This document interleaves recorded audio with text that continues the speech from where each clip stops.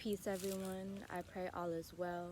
Today I'm going to be talking about memory, imagination, emotion, and how these three things can greatly affect you in a negative or in a positive way.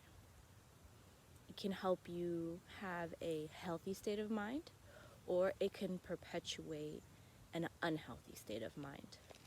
I have learned that your imagination, when being utilized with strong emotions, will affect your body. Your body is reactive to your imagination when you associate really positive or negative emotions and everything in between. Same thing with the memory. And that's actually interesting. And you can ask yourself, what is the difference between your imagination and your memory? So you can imagine yourself in a future tense. You can imagine yourself in the present tense. You can imagine yourself in the past. Whereas I feel like memories are more in the past. I don't know. That's just a light speculation on that. Studies have shown that when individuals have imagined themselves doing bicep curls for an hour every day for a week, that there was actually an increase in the muscle mass from simply imagining themselves doing the exercise. There has also been results from these studies where those who were imagining themselves doing a particular exercise actually increased in muscle mass more than those who were doing the exercise. So the key to this, to these results, and to any results, is the way that you feel while you are in the state of imagining. So if you don't have a strong emotional response, or if you do not create a strong emotional response to this state of imagination, then the results will not be as effective. Now let me bring this topic over to memory. Now let's say you had a really negative experience in your life that was impressionable. So it's kind of like one of those memories that you don't want, but it keeps popping up in your brain. And the feelings that come up when you replay this memory in your mind are extremely fear-inducing, are extremely mentally debilitating, are extremely physically and emotionally taxing. You are basically utilizing this gift of imagination, or in this case, memory, in a way that will obviously hurt you, that will obviously perpetuate your state of disease. So how can we stop doing this? Because it's not like anybody wakes up and just wants to be in a state of remembering negative experiences in their life. Ideally, we would all like to let go of these memories. A powerful remedy is being aware of the fact that your body cannot differentiate between the memory and the actual occurrence. So when you replay this memory in your mind and you are having really strong negative emotions to that memory, your body is responding in such a way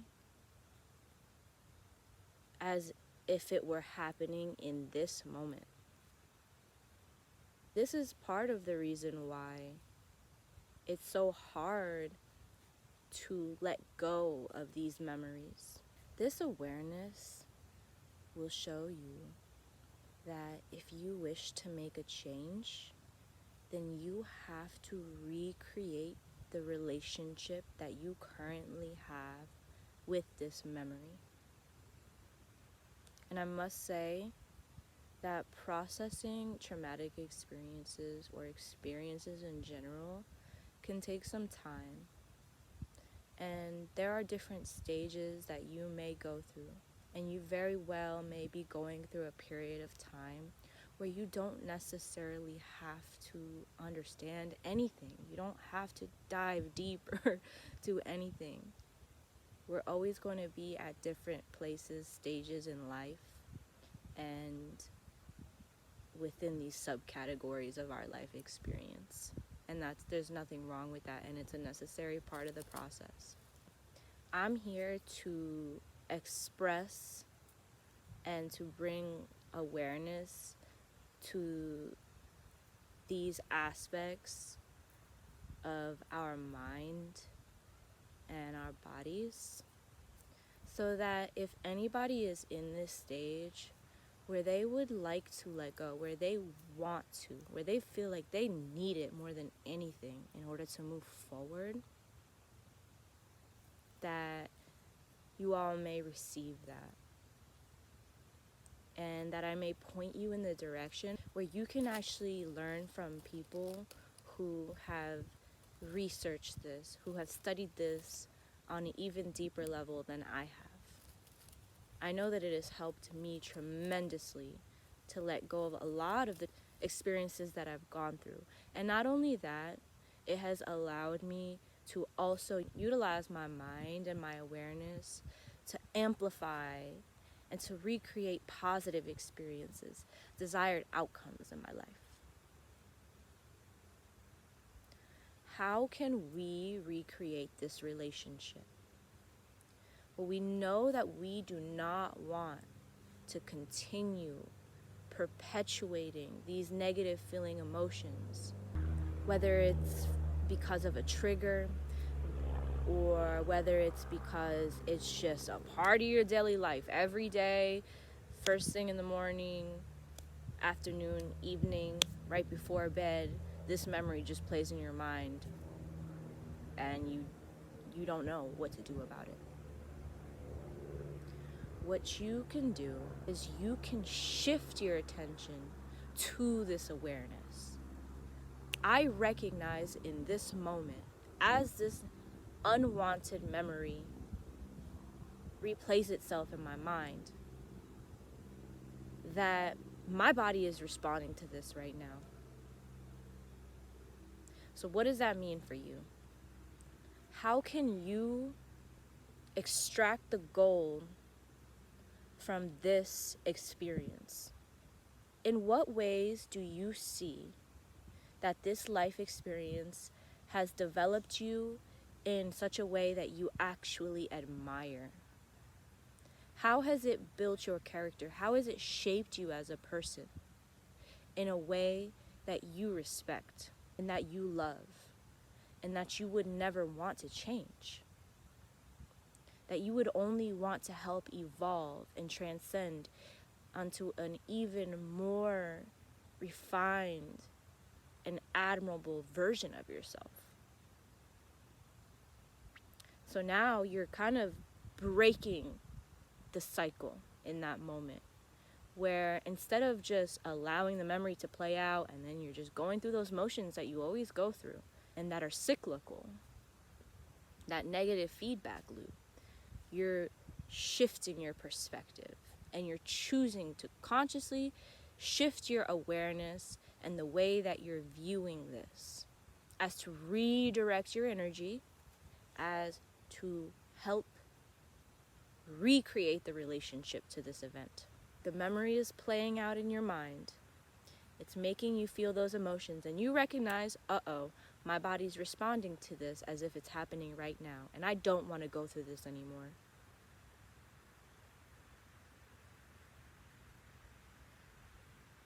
I appreciate what this taught me. You show gratitude for the life experience that, yes, although it was very negative, although it was undesired and unwarranted, although you didn't deserve it, you are understanding it from a higher perspective. And now that you have allowed that energy to transform, you can actually start to completely change the focus.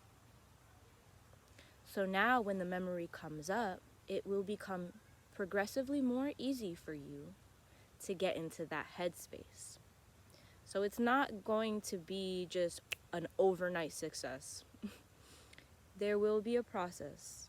There will be a time, there will be a period of time where you might experience some frustration. You might feel as though nothing's changing. But when you can work your way through that experience and you can move beyond that feeling of hopelessness, that this is never going to work, and you utilize this practice despite that old imprint, that undesired impression that was made, perhaps upon your subconscious mind, you can start that process from a more healthy position, from a position of awareness, and then from a position where you're not so much identifying with that memory, where it doesn't have as strong of a hold on you, where you're more clear of your own self, of your own personality, of your own unique expression. So now when you start this process, you're no longer in a state of victim mentality. This memory doesn't have such a strong hold on you any longer. This will allow you to progress and to slowly and incrementally align more so with a healthy relationship to that experience. And it will ultimately redirect your energy so much to the point where this is no longer about letting that go.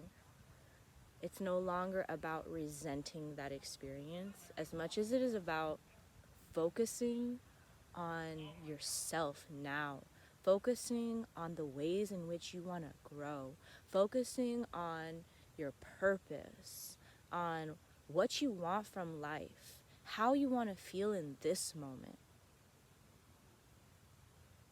So we're changing the way we used to feel about that, and now we can start to go into that state of imagination. And this is a beautiful thing, because now that you have leveled yourself out, now that you're in a healthier position, and you are in a position to actually explore what you want, you can start to utilize your imagination to your advantage. And the world around you will show you whether or not you're doing this effectively.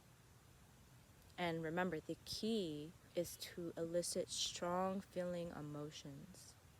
Maybe it is your dream to go and work in the Peace Corps in another country. You can spend 10 minutes of your day, 20 minutes of your day, as if you were in the desired country that you wish to work in, doing exactly what it is that you want to do.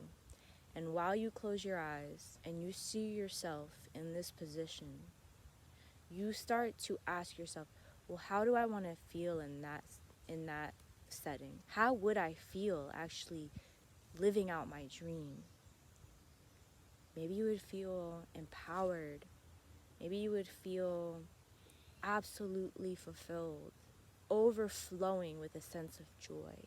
And you start to tap into those emotions while you visualize yourself, while you utilize your imagination in this state. in this place and in this space and in this time. And remember, it's hard to be in that position when you're stuck in a loop of victimhood. So we have to work through that first, and then we can come into this space. When you take the time to actually see yourself in the position, even if you're not necessarily there, you actually increase the likelihood that you will act in accordance to that which is necessary for you to be in that position, right? Because there's no part in this where we just see it in our eye and then we don't do any of the things that is needed in order to be in that position. We have to think, speak, and act in the ways that align with our vision. But when you actually take some time out of your day, 5 minutes, 10 minutes, to see yourself, this will inspire you in moments to take action, to affirm to yourself positively that you are willingly going in that direction, to acknowledge any thoughts that are in opposition to that which you would like to experience and to where you would like to be. So these things are playing with one another. They help amplify the words that you think, that you speak, and the things that you do, the way that you act will feed into your ability to see yourself in that place, and then also seeing yourself in that position will elicit more words, thoughts, and actions that are in alignment with that position. And both of these things are important. Both of these things will give you the desired result. So I pray that this was helpful in any way, and feel free to share this video with anyone you feel like might really benefit from watching it. Feel free to like and subscribe to my channel. I appreciate you guys, and I'm wishing you wellness.